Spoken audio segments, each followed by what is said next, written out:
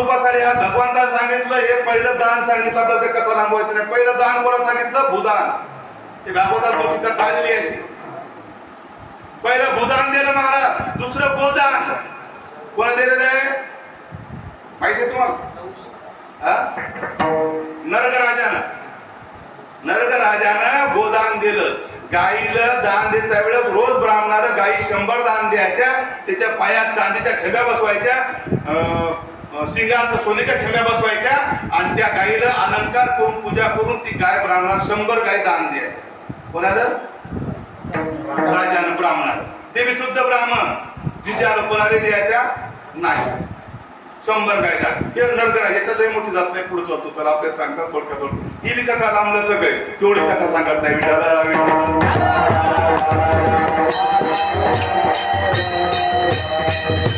तिसरा दान दिलेलं आहे कोणा? स्वर्णदान. कोणा दिलं? यादीत एकाच माणसाचं नाव आलं आतापर्यंत स्वर्णदान देण्यात. कोणाचं? अज राजाचं. रामाचे आजे, प्रभू रामचंद्राचे आजे अज राजा यानं स्वर्णदान दिलं. महाराज किती दान दिलं? रथ भरू दिलं, कमी दान दिलं नाही.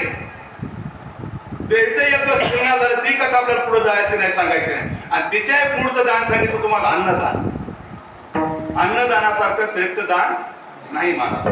अन्न उदकासारखे दान, अन्न आणि पाणी याच्यासारखं दान जगात नाही. आणि हे दान कोणाच्या एकात घडलं असेल तर महाराज पांडवाच्या यज्ञात. ज्यावेळेस पांडवानं राजसूय नावाचा यज्ञ केला, अमाप लोक जेवले महाराज, कोट्यावधी लोकांचं जेवण झालं. त्याच्यापेक्षा पलीकडे तुकाराम महाराज सांगतात की हे जे लोक दान देतात अन्नदान, तर अन्नदानासारखं पुण्य कशातच नाही. कारण नामदेव महाराज म्हणतात येथे एक सिद्ध दिल्या अन्न होय कोटी कुळाचे उदरण, ऐसे मेहमान या तीर्थाचे. महाराज एक दान, एक शीत जर दान दिलं तेवढं महाराज अन्नाचं दान होतं. पण अन्नदान केल्या गेलं पाहिजे. अन्नदान सगळ्यात श्रेष्ठ मानलेलं आहे, पण अन्नदानापेक्षाही एक श्रेष्ठ दान मानलेलं आहे.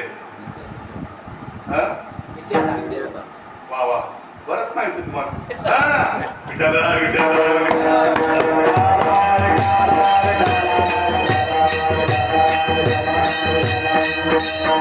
विद्यादान याच्यासारखं दान जगात नाही महाराज. विद्यादानासारखं दान जगात नाही.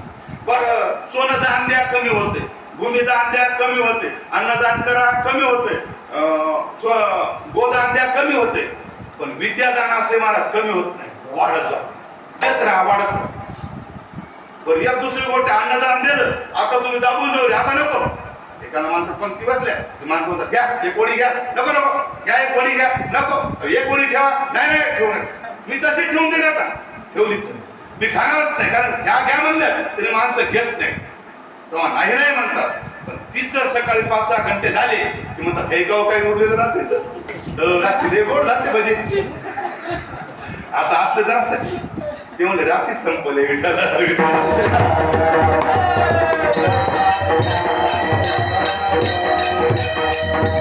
अन्नदानात तात्पुरती शांती, अन्नदानात तात्पुरती भूक भागते, पण विद्यादानानं कायमची भूक भागते महाराज.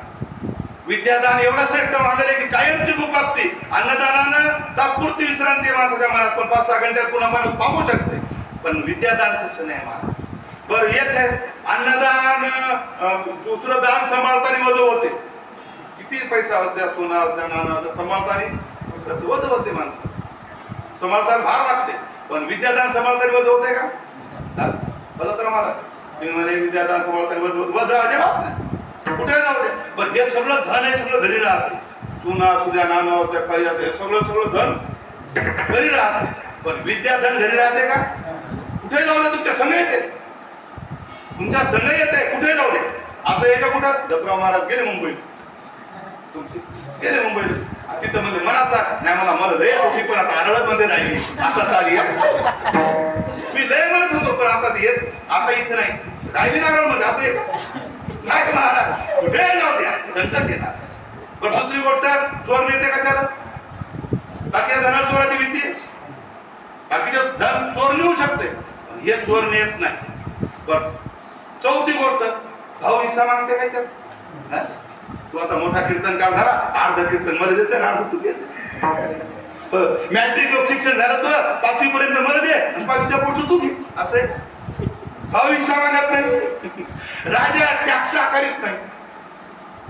तुम्ही पाहिलं असेल सगळ्या लोकांनी टॅक्स आकारले 20% ते जीएसटी लावली, 40% लावली, 42%. महाराजांवर जीएसटी लावली पाहिजे. महाराज कमी घेतात का? माणसं कमी घेतात ते महाराज, पण त्या जीएसटी नाही. म्हणजे सरकार टॅक्स आकारित नाही, भाव हिस्सा मागत नाही, चोर चोरून नेत नाही, सांभाळायचं वजन होत नाही. याच नाव विद्यादान. विठ्ठल विठ्ठल.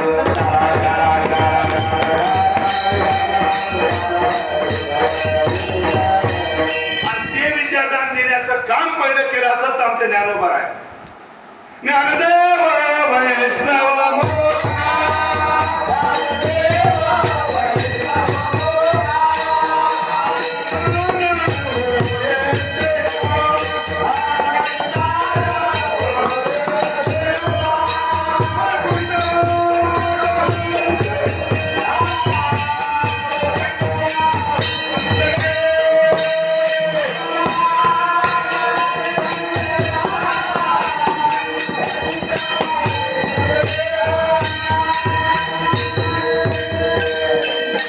ज्ञानदेव वैष्णव मोठा,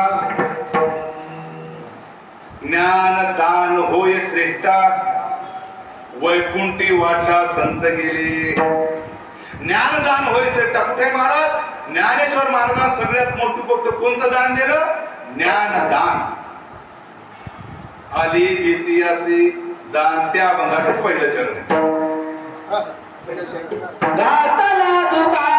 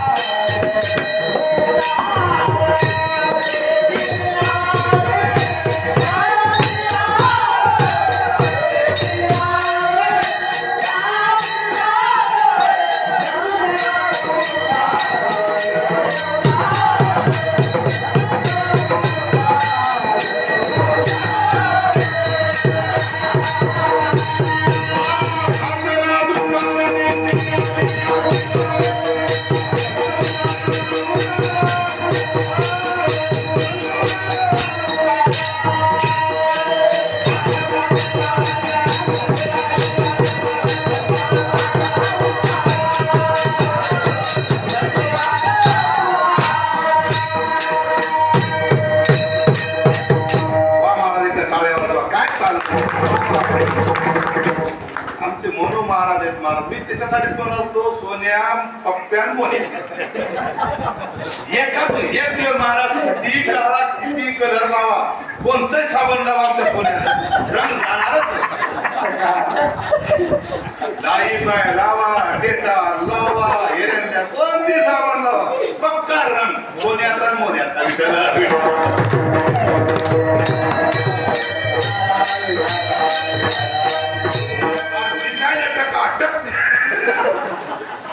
कशी दिसतात त्याचं नाव सोन्या मोन्या.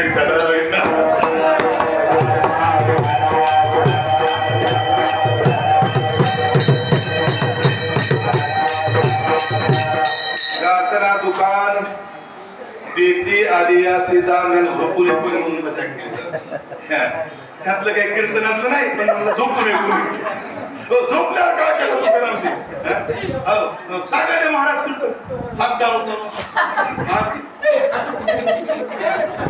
उपयोग नाही काय म्हणून म्हणतात गादला दुकान देती आलिया सुदान. जगद्गुरु तुकोबा म्हणतात बाबा दुकान लावलंय आम्ही, दुकान लावलंय, एवढं दुकान लावलं. दुकान म्हणजे तुम्हाला माहिती आहे, एखादं घर आहे, त्या घरात बोर्ड लावला की इथे ही अमुक अमुक वस्तू मिळेल, इथं ज्ञानेश्वरी पाठ मिळेल, इथं पक्वान वाद्य मिळेल, इथं विद्यादान मिळेल, इथं मुक्तीचं साधन मिळेल, असा बोर्ड लावलाय आम्ही. आणि बोर्ड लावला ते दुकान लावलं. चला आता दुकानावर तुम्हाला जावं लागते का? दुकानदार तुमच्या घरी आणून देते सामाईन? दुकानदाराकडे जावं लागते. खरं बोलले. कारण दुकानदाराकडे जर तुम्ही गेले तरच तो तुम्हाला माल देते. त्यानं बोर्ड लावलाय, तुम्हाला गरज असेल जा, हे काय नाही. त्यानं दुकान लावले ते बोलत तर तुम्हाला माझ्या दुकानावर या, सामान घेऊन जा, आणि ते का दुकान नाही म्हणत, कारण त्याने बोर्ड लावला ना, घातले दुकान. मग जी येते देती येते अशी जे देतात ते पण कोणाला? जे घेणार आहेत त्याला. तुम्ही आता पहा, आनंदाची वारीला जा, पंढरपूरच्या वारीला जा, जे वारीला गेले ते ज्ञान मिळते का? घरी बसणाऱ्याला मिळत तर नाही. ज्याला विद्या शिकायची, त्याला ज्ञान मिळवायचं, त्याला आळंदीसारख्या ठिकाणी जायचं. कारण तिथं महाराज मुक्त दुकान मांडलेलं आहे ना आळंदीमध्ये, दुकानात मांडलं ज्ञानदानाचं. मग तुम्ही ज्ञानेश्वरी शिका, भागवत शिका, पक्वाद शिका, कीर्तनकार वापन, तिथं दुकान आहे. त्या दुकानावर तुम्हाला जायला लागेल का नाही? म्हणजे महाराज आम्ही जाऊ तिथं, पण आमच्या गावात दुकान आहे म्हणला, काही मागा, काही देते म्हणून. 2 किलो 2 डबे तेलाचे मागा, देऊन टाक. 2 गोण्या साखरेच्या मागा, देते. 5 क्विंटल तांदूळ मागा, देते. बरं देते का म्हणलं? हो म्हणजे बरंच दान देते. ते दान देत नाही म्हणा, फुकट देत असं मला फुकट नाही, आणि पैसे घेते मग माल देते. आणि फुकट देते का? नाही. पण इथं फुकट आहे महाराज, इथं मोबदला घेतला जात नाही. ज्याला मोबदला घेतला जात नाही त्याला दान म्हणतात, आणि ज्याला मोबदला घेतला जातो त्याला वाण म्हणतात. आपल्या दुकानातलं वाण देतो आपण, दान देत नाही. मग दुकानाला मला घातले दुकान देती आली असे दान. महाराज एवढं जे दान देता तुम्ही, ते लोकांना देत राहता, एक दिवस संपल ना तुमचं, संपणार का नाही? देऊन देऊ ते म्हणते नाही, किती देत राहा, संपतच नाही. कारण संपत का नाही महाराज? असं देता राहिलं नाही तर तुम्ही पाहिलं असेल, आज आपण एखादा कीर्तनकार आहे म्हणजे लय कीर्तन येत होतं मला, पण हे काल केलं मी, आज आता येत संपलं कीर्तन, असं येते का? म्हणजे कीर्तनकार मास्तर दुसऱ्या दिवशी शिल्लक काय घेत असते ना. जर संपलं असतं तर मास्तर म्हणले आम्हाला लय येत होतं राव शिक्षण, पण मी काल पोराला सगळं शिकून टाकलं, आज शिकवायला काहीच हे का? असं काही नाही. कीर्तनकार म्हणलं बाबा लय येत होतं, पण काल कीर्तन केलं त्या आरामध्ये चक सांगून टाकलं, आता मला काही येत असं नाही. कारण त्याच्याजवळ येत आहे, त्याला दान देते तर डबल होते, दिलं त्याच्याहून डबल होते, त्याचं नाव दान. आणि जे दिलं त्याच्याहून कमी होते त्याचं नाव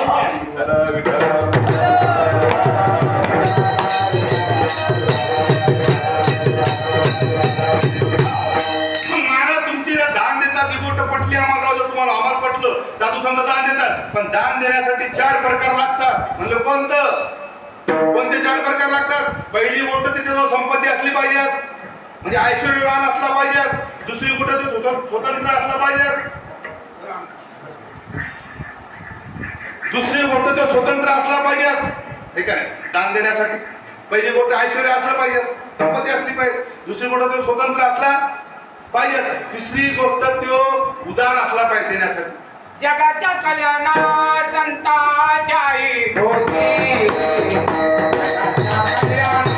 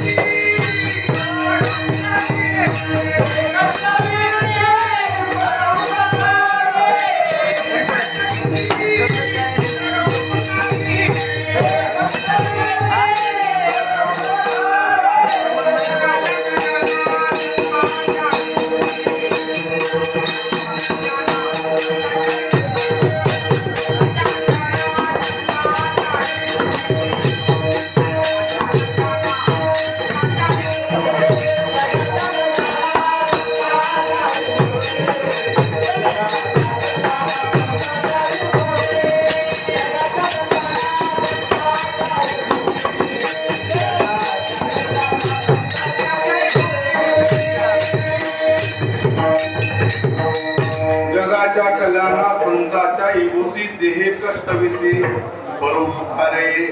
परोपकार करण्याची ताकद साधू संत महाराज. मी सांगू लागलो 4 प्रकार तुम्हाला. पहिला एक प्रकारे माणसाजवळ संपत्ती असली पाहिजे, श्रीमंत असला पाहिजे. दुसरी गोष्ट उदार असला पाहिजे. तिसरी गोष्ट स्वतंत्र असला पाहिजे. बरोबर आहे का नाही? आणि या सगळ्या गोष्टी करण्याकरता शरीर चांगलं असलं पाहिजे. बरोबर आहे का नाही? शरीर जर चांगलं असलं तर सगळ्या गोष्टी घडतात. एखाद्या माणसाजवळ श्रीमंती खूप आहे, श्रीमंती खूप आहे, पण परतंत्र्यात हे म्हणतो. परतंत्र करते ना तुम्हाला? परतंत्र्यात आहे, स्वतंत्र नाही. एखाद्या माणसाकडे गेलो शाहूकाराकडे किंवा एखाद्या गावातले माणसं 4-2 माणसं जमा झाले, गेले वर्गणी मागण्याकरता सप्ताह करण्याकरता, चला शाहूकाराच्या घरी जाऊ, अगोदर जाऊ, नंतर दुसऱ्याच्या घरी जाऊ. शाहूकाराच्या घरी गेले, या बसा म्हणले, बसा. तुमच्या आले मला वर्गणी मागण्याकरता. म्हणले काय राजो, तुम्ही देवाचं काम करायला, देवासाठी आले, चांगल्या कामासाठी आले. तुम्ही काय वर्गणी देऊन पोरीचं लग्न करणार नाही, सप्ताह करणार आहे, चांगलं काम आहे, तुम्हाला द्यायच पाहिजे. कोण म्हणा लागला? शाहूकार. आणि आपल्याला काय कमी दिलं का देवानं? हे मोठं दिलं म्हणला, घरात मामाला दारा टाकला म्हणला सोयाबीनचा, घरात बसणार लिंत दिलेले आपल्या देवाला, काय कमी दिलंय? आणि देवानं दिलं, देवाला द्यायचं म्हणला. 2 हातांनी जर देवाला दिलं तर देव 1000 हातांनी देतं, हे मला माहित आहे. लोकांना वाटलं अर्धा सप्त्याचे पैसे देतो खूप झाले मानणार आहे. ते म्हणजे काही असो राव, शाहूकार हे अर्ध्या सप्त्याचे पैसे नक्की देणार नाही. खूप झाले लोक. खूप झाल्यावर मग म्हणला आपल्याला काय कमी दिलं का देवान? खूप दिले मला देवान. आणि देवासाठी तुम्ही न्याले, तुम्ही काय घरी खासाठी न्याले का चांगल्या कामासाठी न्याले? द्याच पाहिजे. देवा दिले काही कमी होते का? सगळ्या गोष्टी सांगितल्या. आणि म्हणला सांगा आपल्या सावकार, सावकार आपल्या सांगा. मला थांबा, तिला विचारतो मग द्या.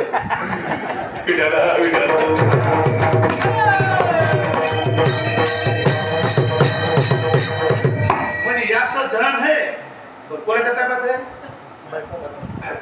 पगार याची आणि कारभारी अवघड काम आहे.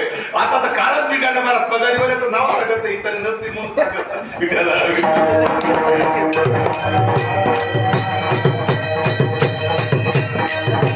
त्यानं 3 दिवस काम करायचं, पगार आणायचे, बायकोच्या हातात टाकायचं, 10 रुपये यान पुढे खाल मागायचे. ते बघ, म्हणजे भिकाऱ्याची आवडा नाही मला. विठाला विठाला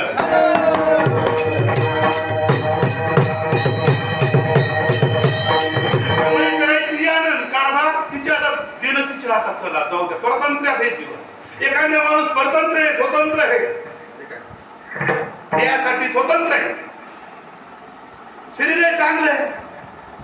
गेलं पंढरपूरच्या जाग्यावर चंद्रभागेश स्नान केलं, पुंडलिकाचं दर्शन घेतलं आणि